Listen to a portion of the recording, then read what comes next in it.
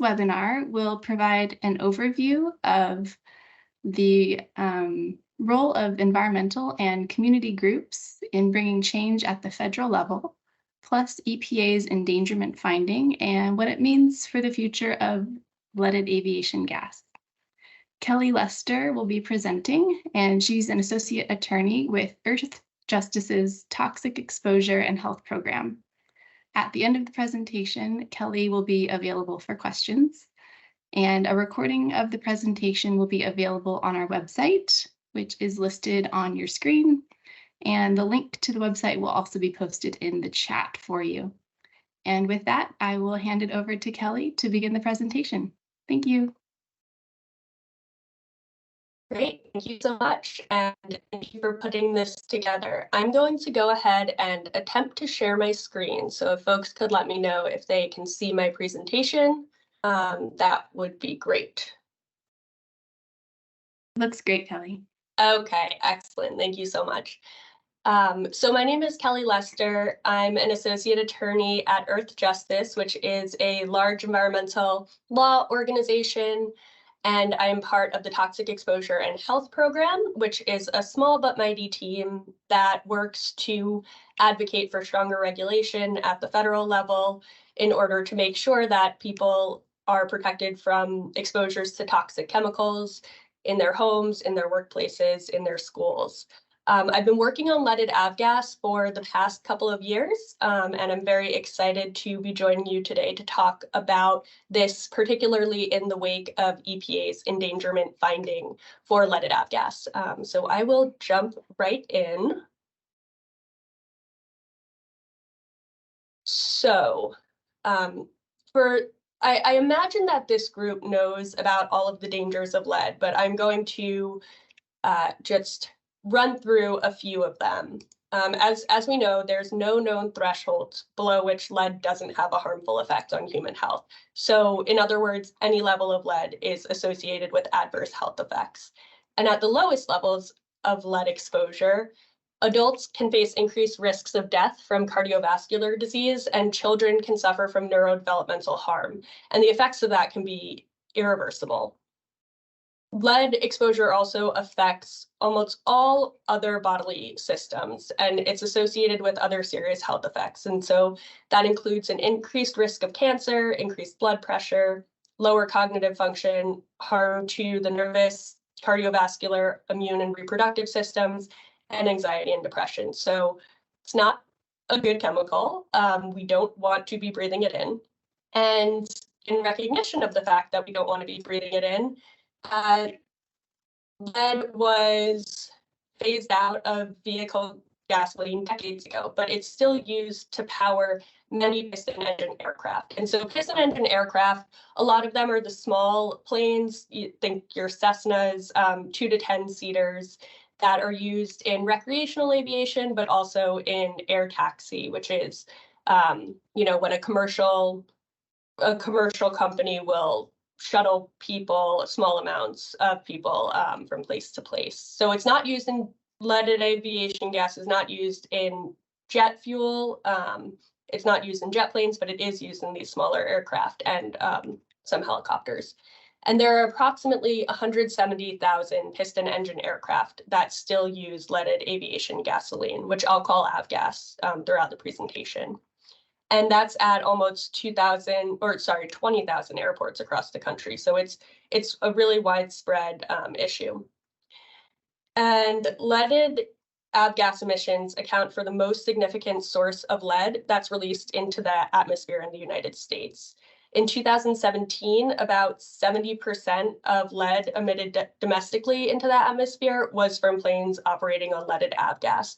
And that means that about 470 tons, almost 1 million pounds of lead emissions itself was emitted into the atmosphere in that year alone.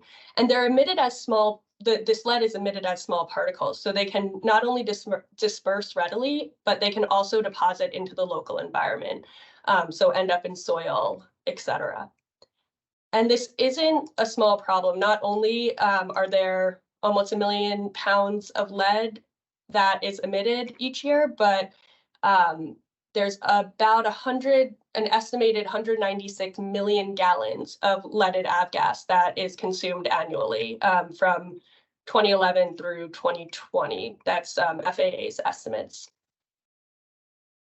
So over the past 10 years or so, there's been increasing research efforts to show that lead emissions from aircraft actually increase blood lead levels of children living nearby.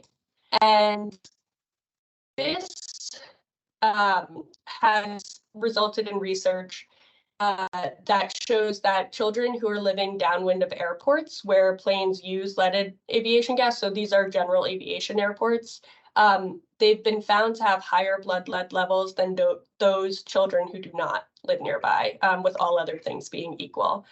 And children's blood lead levels will increase with increased piston engine aircraft traffic. So it's actually really interesting.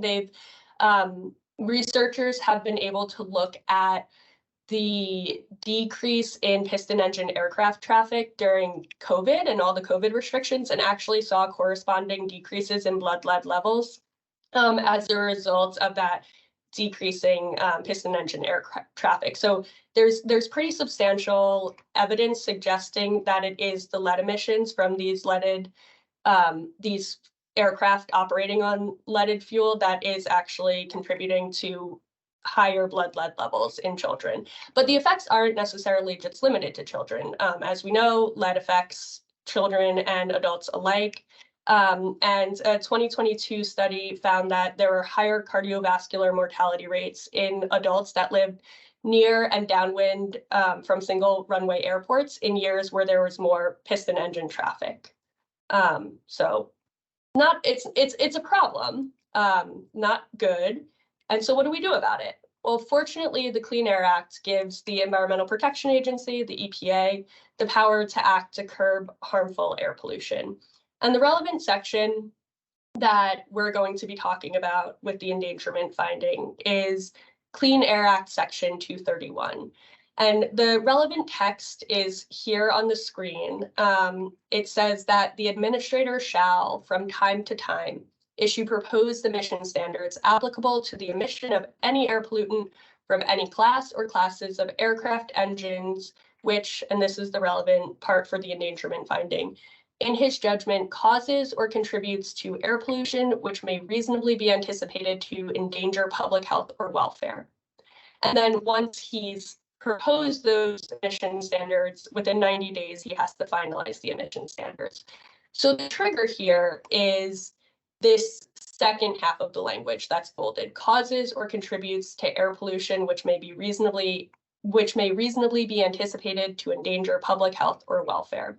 And that's what we call the endangerment finding. That's the first step to regulation. Once EPA has made a judgment that a particular pollutant from a certain source may reasonably be anticipated to endanger public health or welfare, then EPA has an obligation to act under the Clean Air Act and has to work with FAA, the Federal Aviation Administration, to do so. And then the FAA also has obligations to act, which we'll talk about a little bit later. So the first step being the endangerment finding means that we have wanted EPA to make an endangerment finding for a very long time and start the process of regulating. So for over about 20 years, environmental groups and community groups have urged EPA to start regulating leaded avgas by making this endangerment finding. First, in 2003, so 20 years ago, a group called Blue Water Network, which is now part of the environmental group Friends of the Earth, first requested that EPA make an endangerment finding for leaded avgas.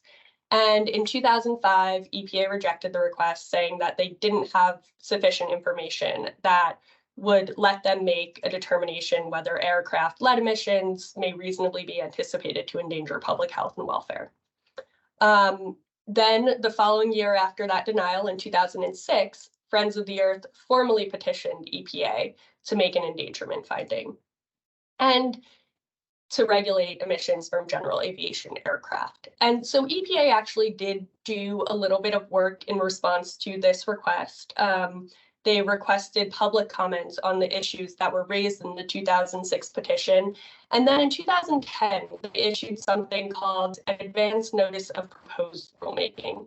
And that acknowledged that there's no identifiable safe level of lead, and that about half at that point of domestic lead emissions into the atmosphere were from the use of leaded avgas. So they acknowledged that it was a problem, but they said, you know, we want more information on lead emissions from the use of avgas. We want information about exposure pathways, and we want to know if there's any research that shows that the blood lead concentrations of children that are living nearby these general aviation airports are actually being influenced by the use of leaded avgas.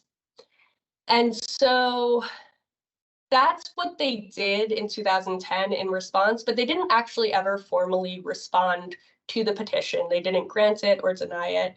And so in 2012, Earth Justice, my organization, on behalf of Friends of the Earth, who formally petitioned EPA in 2006, sued EPA in federal court for its unreasonable delay in responding to the 2006 petition. And then that prompted EPA to formally respond, said it needed more time to gather information, again, basically repeating what it said in 2005. And it didn't commit to making an endangerment finding or to regulating leaded aviation gas. So then in 2014, let me just click through some of these. And in 2012, EPA said that it intended to initiate a proceeding with the aim of proposing an endangerment finding in 2015, but not committing to actually making that finding. So then in 2014, Friends of the Earth, along with some other groups, Physicians for Social Responsibility and Oregon Aviation Watch, sought something called reconsideration. So they basically asked EPA to reconsider their denial of the 2006 petition. And in 2015, EPA responded, now saying that it planned to issue a proposed finding in 2017 and a final in 2018. So you might see a pattern here of EPA in the past saying, you know, we need more information. Okay, maybe we'll propose something in a few years from now. When that time comes, they'll say, oh no, actually we'll propose it in a few more years. But then in 2016, 2017, there was a change in administration, and perhaps this was not on the top of folks' minds to do anything on leaded avgas. And so then once the current administration came in, Earth Justice, my organization, on behalf of our clients, Friends of the Earth, Oregon Aviation Watch, Alaska Community Action on Toxics, and Center for Environmental Health, partnered with the town of Middleton, Wisconsin, and the county of Santa Clara to petition EPA again to make an endangerment finding. And finally, this time, EPA responded favorably to the recent petition. In January of 2022, EPA said that it intended to propose an endangerment finding later that year, and it did that in October 2022. And then just last week, EPA finalized that endangerment finding, which is very exciting. I'm going to bring us just back to that language of what needs to be found for the endangerment finding. It's actually kind of a two-part finding. It's first that lead air pollution may reasonably be anticipated to endanger public health or welfare, and that pollution from a certain source causes or contributes to that air pollution. So in its finding, EPA did two things. It concluded that lead air pollution may reasonably be anticipated to endanger the public health and welfare, which should honestly surprise nobody.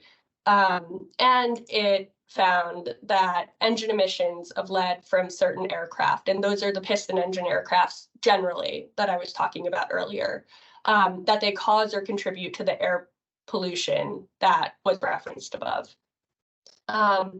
So this is all good news. We should be celebrating, and we are, but I think it's important to take a step back and just kind of review again how much had to happen in order to get to this point. So, I ran through a pretty protracted history of environmental and community groups petitioning EPA to make this happen. And, it required 20 years of pretty continuous advocacy to make that happen. So it was continued pressure from environmental groups through petitions and through litigation in federal court to say, hey, you have to respond to this. But there is also a lot that came from not just the environmental law groups. There was a lot of research that was conducted by scientists to show the effects of lead emissions from avgas. And so harkening back to 2010, when EPA issued its advance notice of proposed rulemaking, one of the things that they said, that it needed more information to make this finding. And scientists really rose to the occasion and gathered that data in order to help EPA find that lead emissions endanger public health and welfare. And so here are a couple of just articles.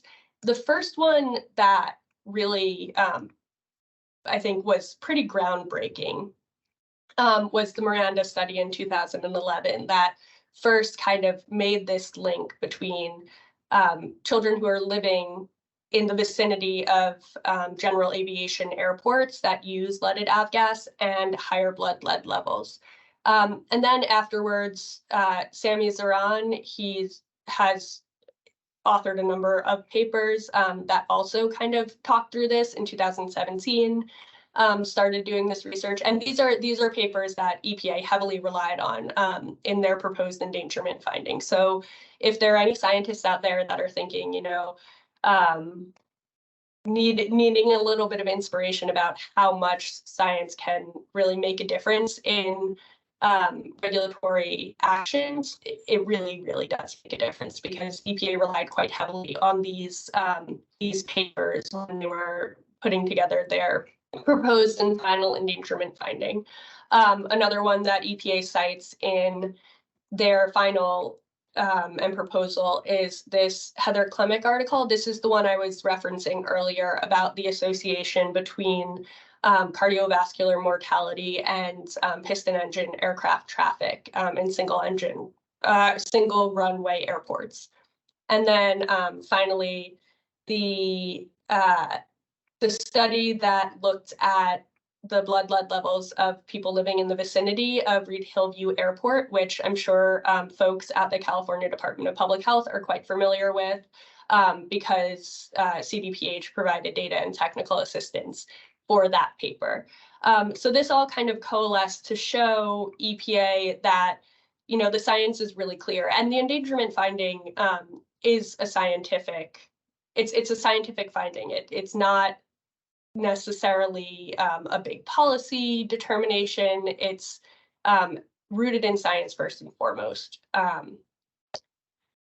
So EPA also did some of their own research to kind of get an idea of the scope of how many people were affected by these leaded avgas emissions. Their research showed that hundreds of thousands of children are at risk from emissions from these planes using leaded avgas. So in 2020, EPA did a national analysis of the populations residing near or attending schools near US airports, and they found that more than 5 million people live within 500 meters of a runway and 50 meters of a helipad. And so, as I said before, there are about 20,000 airports in the United States, and there are millions of people who live in that area. And there are more than 360,000 children who are 5 or younger, which we know is the most sensitive population for lead exposure, that live in very close proximity to a general aviation airports. And there are more than 160,000 children who are attending schools near these airports. And I am seeing some things come through in the chat. There will be time for questions after, and hopefully I'll get to some of the questions as they're coming in the presentation. So seeing that there is this whole problem, and after all of the research and that EPA gathered and that researchers gave to EPA, making this endangerment finding, great step. What happens next? So it triggers the obligation for EPA to issue proposed emission standards and then finalize those standards. And EPA has to consult with the FAA on aircraft emission standards. And then simultaneously, FAA also has to set standards for aviation fuels in order to control or eliminate the emissions that EPA has determined endanger public health or welfare. So lead emissions from aircraft operating on leaded avgas. So EPA and FAA have not said the timeline that they are targeting right now for this next phase 2 of the, it's sort of phase 2 of regulations, it's sort of phase 1, but the next step of the regulations. But they have said that they're coordinating closely on it, and we are really hopeful and will continue to urge EPA and FAA to do this as quickly as possible so that, you know, the millions of people who live near a runway are not being exposed unnecessarily to lead and aviation fuel.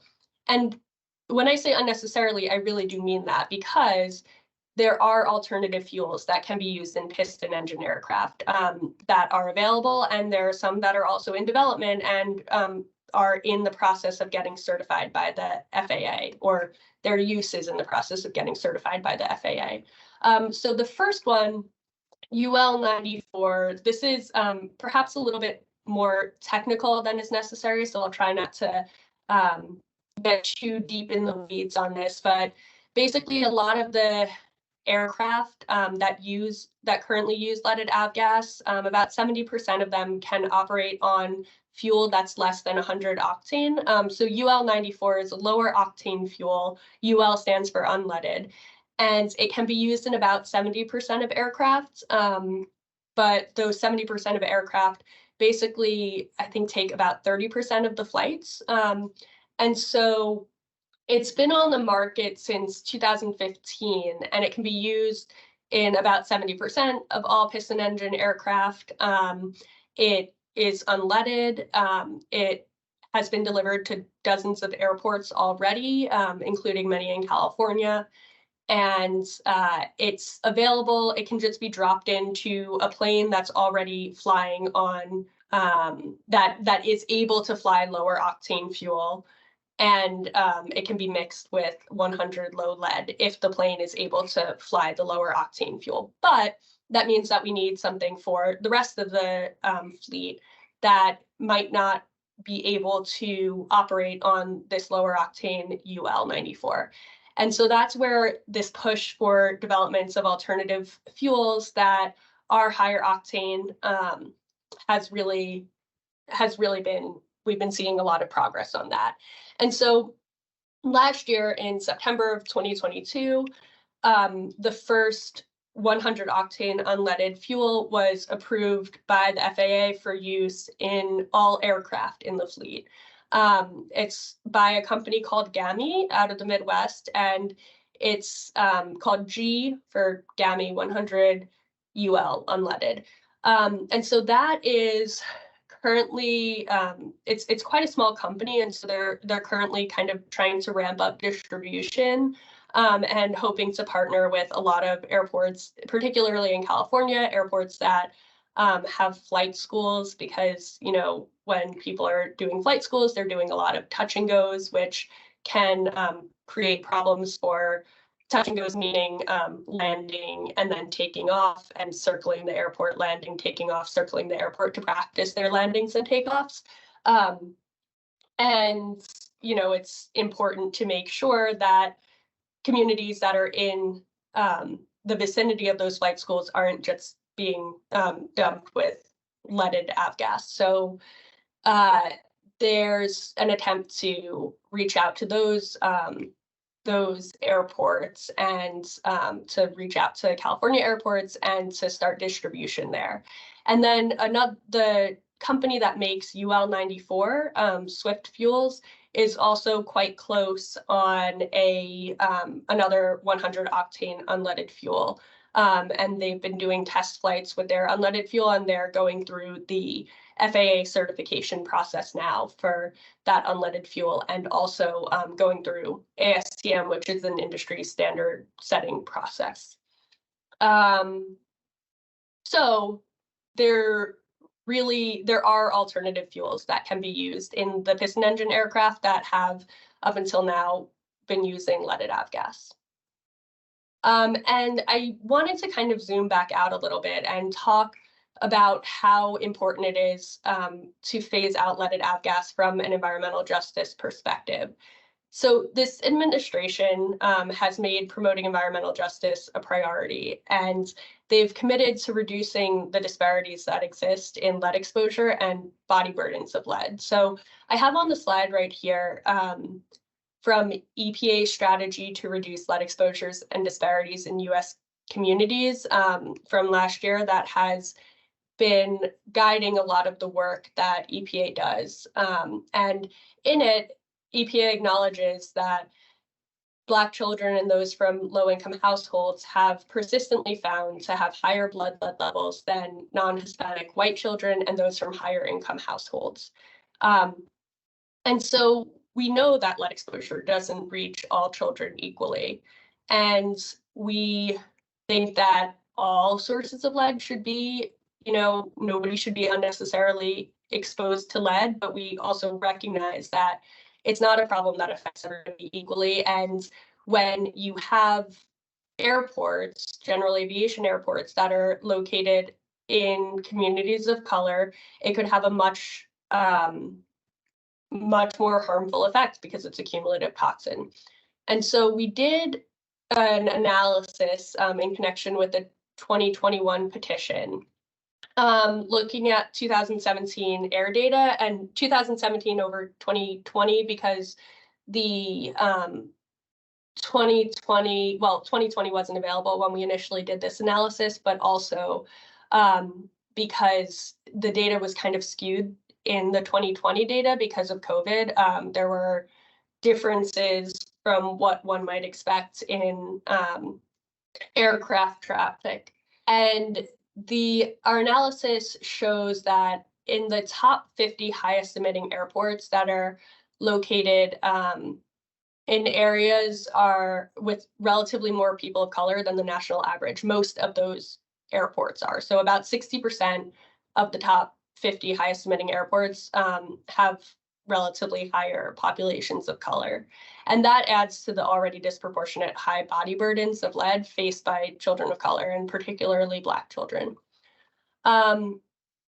There's also, I wanted to just kind of mention EPA's analysis in connection with its final endangerment finding shows that in California, the percent of the population that identifies as Black and lives within 500 meters of an airport runway is higher than the percent of the population that identifies as Black across the state. So it's a disproportionate exposure issue also in California.